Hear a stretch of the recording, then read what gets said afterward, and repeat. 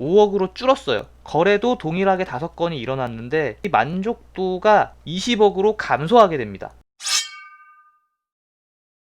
전에 말씀드렸던 대로 오늘은 부동산 시장 관련돼서 말씀을 드리려고 해요. 부동산 정책, 요즘에 굉장히 뉴스가 핫하죠. 사실 좋은 얘기를 하기가 힘들어요. 부동산은 원래 욕을 먹을 수밖에 없어요.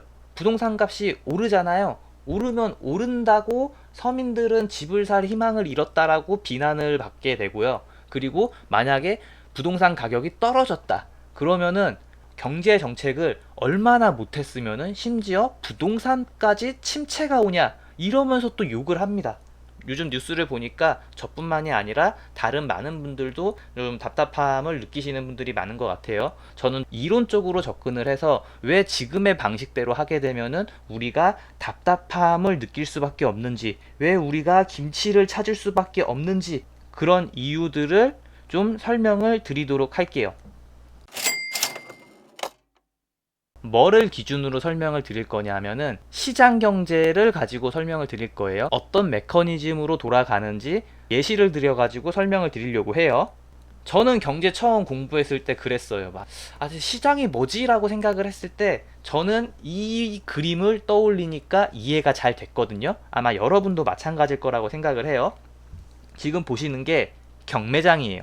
여기에 이렇게 팔 물건을 정해 놓죠. 부동산 관련돼서 얘기를 할 거니까 여기에 84 뭐 이렇게 되어져 있겠죠. 한쪽에서는 막 소리를 칩니다. 나는 얼마에 팔 거야 라고 얘기를 합니다. 그리고 반대쪽에서는 얼마면 살게 라고 막 소리를 쳐요.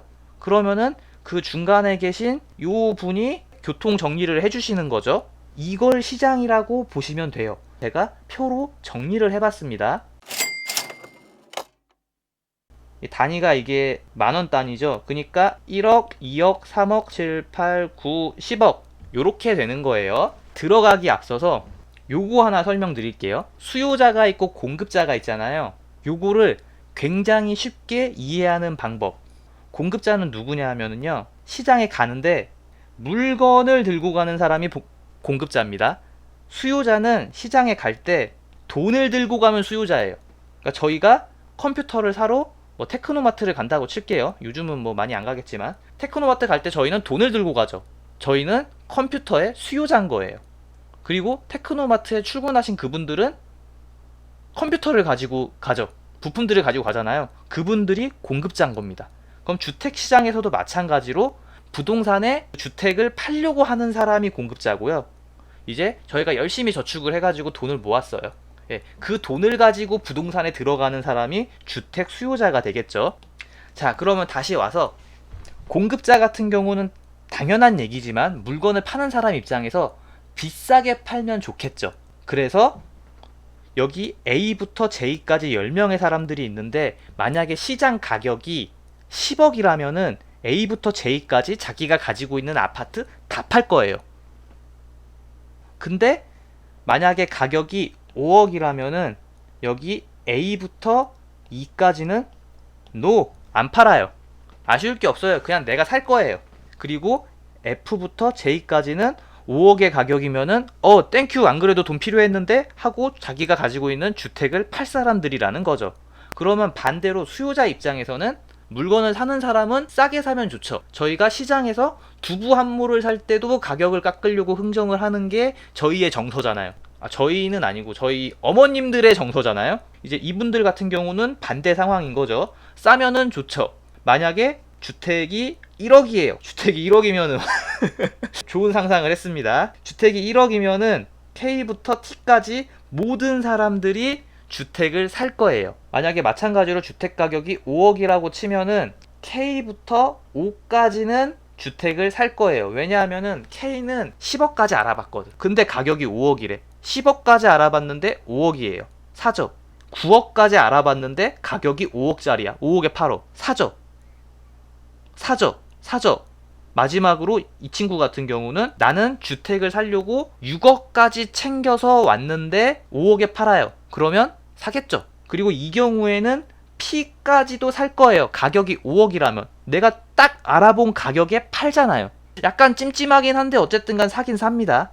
5억이면은 P까지는 사고 나머지 4억까지만 알아본 Q, 그리고 3억까지 알아본 R, 얘네들은 거래를 하지 않을 거예요. 이게 시장이 돌아가는 원리입니다. 그러면은 실제 시장에서는 어떻게 돌아가느냐? 6억과 5억의 중간인 가격은 5억 5천에서 거래가 될 겁니다. 요 5억 5천의 가격에서 최고 10억까지 가격을 알아본 K는 가격이 5억 5천이니까 당연히 거래를 하겠죠. 살 겁니다. 기꺼이 자기가 가지고 있는 돈을 내고 주택을 살 거예요. 그리고 여기 제일 마지막에 있는 O 같은 경우에는 6억까지 내가 주택을 살려고 했어요. 근데 주택 가격이 5억 5천이에요. 그러면 당연히 사겠죠. 그래서 K부터 O까지는 주택을 삽니다.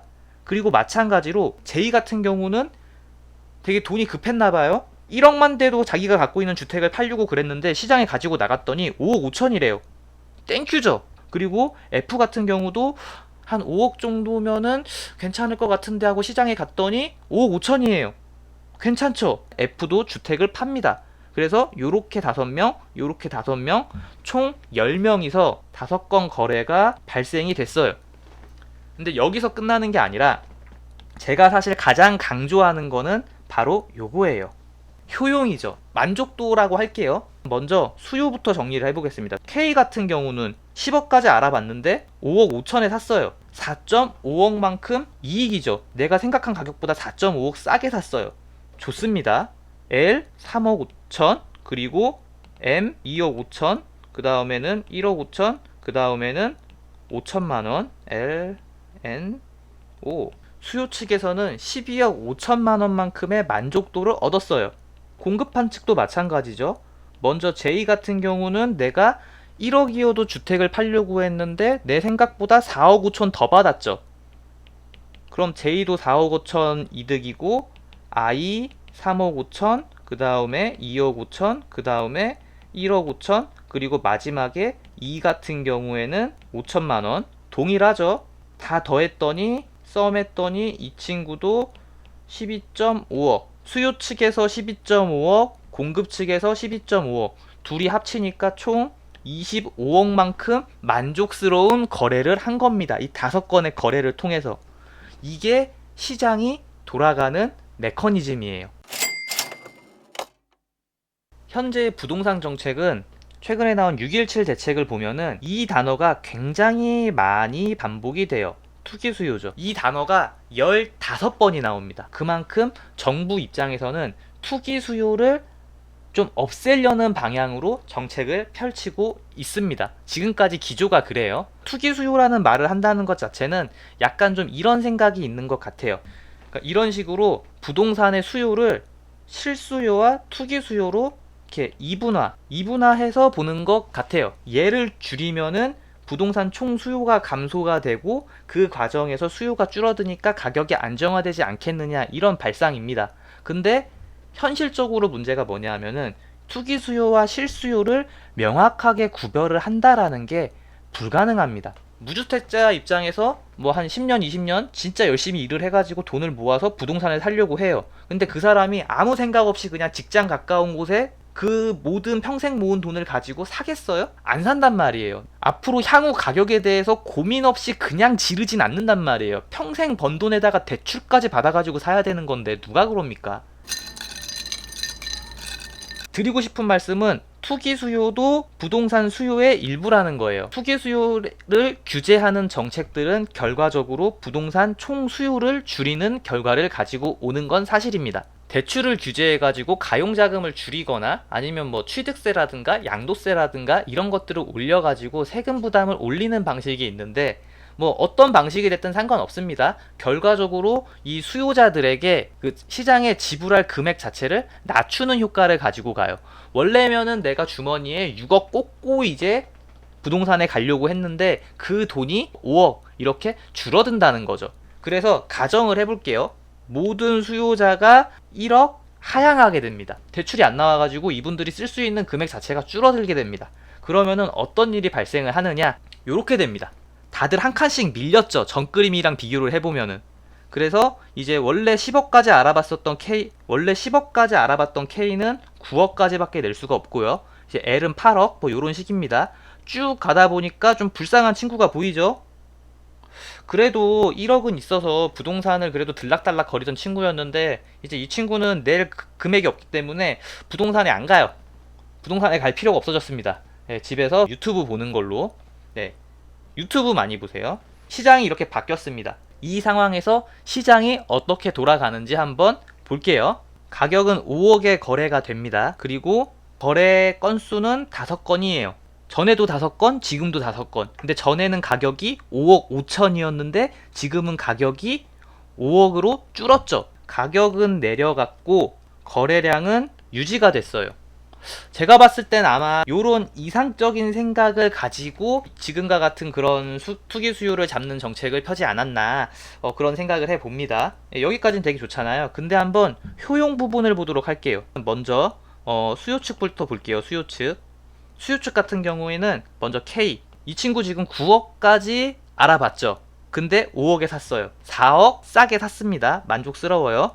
그리고 L은 8억까지 알아봤는데 5억에 샀으니까 자기 생각보다 3억 싸게 샀어요. 마찬가지로 M은 2억, N은 1억, 그리고 O 같은 경우에는 5죠. 네, 없어요. 거래는 성공했지만 딱히 느끼는 만족은 없습니다. 그래서 요구를 다 더했더니 10억만큼 효용이 생겼어요. 그러면 공급 측 볼게요. 먼저 J 같은 경우는 1억이면은 주택을 공급하려고 했는데 5억에 팔았죠. J 4억만큼 만족했고요. I 3억만큼 만족했고요. 네, 2억에 팔려고 했는데 5억에 팔았으니까 3억만큼 이득이죠. 마찬가지로 H 2억, G 1억, 마지막으로 F는 동일하게 빵 더했더니 얘도 마찬가지로 10억. 두 개 합쳤더니 이 시장에서 생긴 만족도의 합을 더했더니 20억이 됐어요. 차이점이 생기죠. 원래 마켓에서는 가격이 5억 5천이었고 거래 5건이 일어났고 만족도는 25억이었어요. 근데 수요 정책을 펼쳐가지고 가격을 하락을 시켰더니 가격은 실제로 줄었고 거래도 동일하게 5건이 일어났는데 이 만족도가 20억으로 감소하게 됩니다. 이게 중요한 거예요. 시장의 만족도가 5억만큼 마이너스가 됐죠. 이 시장에 있는 사람들은 5억만큼 화가 난 거예요. 답답하고 약간 그런 겁니다. 이렇게 계속 방향을 펼치게 되면은 국민들의 분노가 생길 수밖에 없다. 네, 지금까지 이제 설명드린 거를 바탕으로 보면은 수요를 규제를 하게 되면은 가격도 하락하지만 동시에 거래량도 줄어들고 시장의 효용도 감소된다. 지금까지의 정책 기조 자체가 투기 수요를 잡는 방향으로 진행이 됐었기 때문에 실제로 거래 규모는 어떻게 됐냐. 2017년 기준으로 놓고 봤을 때 2017년부터 2019년까지 주택거래 자체는 12% 정도 감소가 됐습니다. 근데 서울을 중심으로 놓고 보면은 33.3% 거래량이 줄어든 거를 확인할 수가 있어요. 롱텀으로 놓고 봤을 때는 이론적인 틀대로 흘러가는 게 맞죠. 근데 실제로 가격은 어떻게 올랐느냐. 17년 1월부터 19년 12월까지 서울의 주택 가격은 17.46% 증가했습니다. 오히려 올라갔죠. 이거는 주택이고 아파트만 놓고 보면은 더 올랐어요. 22.99%. 그러니까 한 23% 오른 거죠. 이걸 가지고 뭐 정책의 실패다라고 얘기를 하는데 일각에선 이렇게 얘기할 수도 있겠죠. 그나마 이렇게 정책을 안 폈으면은 더 오를 수도 있었는데 그나마 요 정도 오르는 선에서 그쳤다. 그동안에 시장에 풀린 유동성이나 이런 것들을 좀 봐라. 하지만 그런 것들을 떠나서 제가 말씀드리고 싶은 거는 지금처럼 수요를 중심으로 하는 그런 정책들은 가격을 잡던지 못 잡던지 이건 중요한 게 아니라 전체적인 거래량이 감소한다라는 것과 더불어서 시장 전체의 총 만족도가 줄어든다. 네, 이 얘기를 하고 싶어서 설명을 드렸습니다. 도움되셨다면 구독과 좋아요, 궁금한 점, 제가 놓친 부분 그런 것들이 있다면 댓글로 알려주시면 감사하겠습니다. 네, 그러면 여기까지 하도록 할게요. 감사합니다.